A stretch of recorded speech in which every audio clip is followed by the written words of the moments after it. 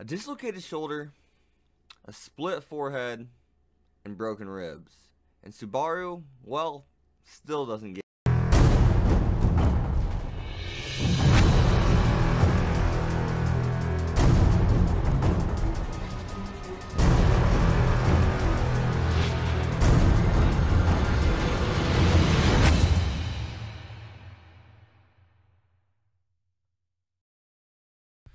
So, Subaru finally makes it back to the mansion.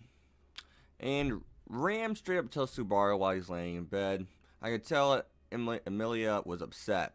And she says she doesn't blame her. Someone who can't attack the heart of a subject, you know, that's what they deserve. They deserve Emilia to be that way towards them. And there's a quote from this I want to read to you guys.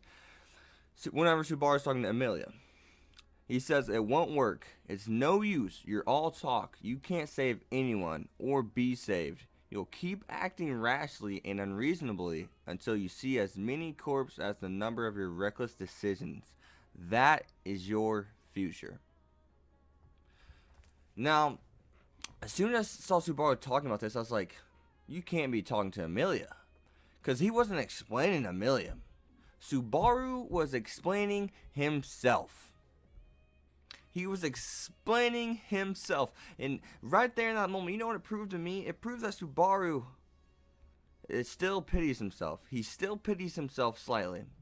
But at the same time, he still thinks he knows everything, which he does, but he does not know how to communicate it whatsoever.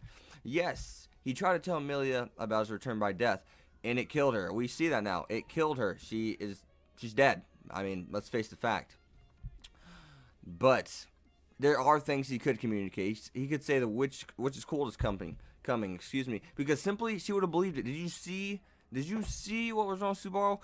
Do I need to read it again? Dislocated shoulders, splitted forehead, and broken ribs. Obviously something happened. So next we have Beatrice entering the show, and Beatrice has seen a lot, I think, judging by what she said in that scene. You guys can go back and see that. She wouldn't even kill Subaru. And then she threw them in a portal and said, "At least die where I can't see you." And I don't, like, she definitely threw him out there to die because he wanted to die, because I'm pretty sure she knows about his return by death.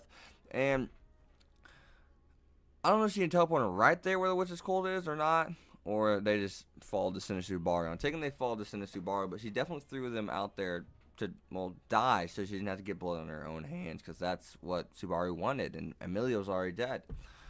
So, then we insert Betelgeuse. So, Subaru's been called Pride, he's been called Slothful, and he's been called, now, Love. So, Subaru sees Betelgeuse's unforeseen hands, and apparently Love bestowed that upon Betelgeuse. So, it's kind of contradicting himself if he's calling Subaru Love, and Love gave him that power. Now, at the same time, he says, "My authority of the sloth," after Subaru sees his unforeseen hands. Which that, once again, contradicts itself, because he calls Subaru the sloth. Maybe I'm looking too much into it, but maybe he's just simply a madman. That's what probably most of you are getting at. I'm wondering if there's anything we are missing here. He also calls Emilia a half devil girl. I don't think there's too much to go with that, but I really think he's just calling her that because people look at her as if she, well, is the devil, quite frankly. So then we actually have Puck showing up and saying, "What are you doing to my daughter?" Which I don't know if he knows Emilia's dead or not, but I'm sure he does, because I think he does. And I just want to say, Subaru has to die here. For this to all work out, Subaru has to die. And I think we should know Subaru's going to die. He has to die. And Puck's probably going to be one to kill him. And when Puck shows up, Betelgeuse actually, like, he kind of looks up like he's surprised. But then, once he sees his Puck, he's kind of like, oh, shit. Like, he's crazy, but he actually seems scared in that instance right there. So, does he know something about Puck? He obviously knows stuff about Emilia. There's no doubt about it. Does he know stuff about Puck? Is Puck like an urban legend kind of creature or something? Is he an urban legend kind of spirit? Is there something? There's obviously something special about him, but I'm really interested in wanting to know more about him, and I'm sure Beatrice knows a lot too. So I just thought that was really interesting. But now let's hop into the Ream, which a lot of you guys are wondering. If you made it this long, we're talking about Ream. So we have Ream going and risking her own life to save the white whale. Or, excuse me, to save Odo and Subaru, to defeat the white whale. And, well, it's kind of like a suicide mission. We find out the white whale actually killed the master swordsman. The master swordsman. So, this whale's the real deal then. Yeah. So there's no, after that point, we're like, there's no way. There's no way Ream's dead. And frankly, quite frankly enough, no one remembers Ream. So I'm taking it, if you die from the white whale, you're very soon forgotten. That's what I'm taking from this. It's one of those kind of things, I take it. But we have Subaru who remembers. So, Odo. Actually, Subaru's like, he's chasing me because of my stench. Odo pushes that motherfucker out of the wagon, and he, once again, dislocated shoulder, split forehead, and broken ribs. And you can tell Odo, he went mad. He wants to live. He went mad. And quite frankly, Subaru's probably going to have to relive all those experiences. Well, he's going to have to because our main female protagonist is now dead. But why do they forget Ream? That's by far the biggest question that we need to answered.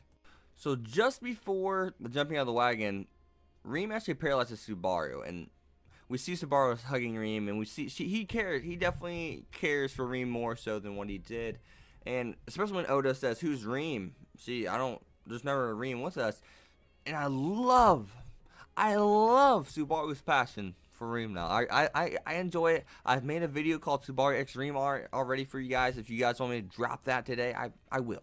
I'll drop 4 videos today. I don't give a damn. I missed yesterday, so I owe you guys that much. But I love it. That was awesome. And he just sucker punches the shit out of him before his ass gets, well, pushed out the fucking wagon. But that's just besides the point. Subaru for the win right there. And he definitely has a better connection to Ream than Amelia by far.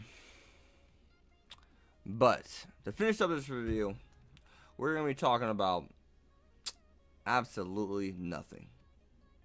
You know why? Because we already covered everything.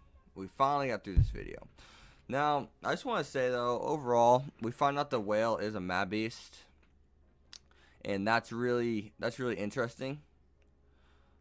Because it seems as if once he got pushed, Subaru lived once he got pushed out of the fucking wagon. I mean, that in itself is a spectacle alone. And the mad beast, the whale didn't kill him. It went after Odo. I'm 100% sure, and it killed him. Why would a mad beast of that power follow Subaru, but those dog mad beast, which is creation, wouldn't? Something so weak and insignificant won't listen to Subaru. Well, I mean, not that Subaru gave it a command, but wouldn't spare him, wanted him dead. But the whale that killed the master swordsman goes and kills the man that pushed him out of the wagon? What? But as always, guys, be sure to leave a like, a comment, subscribe, follow me on Twitter at Hex25. And that whale thing really, that's a significant moment. It really is. But I'll see you guys next time. Peace.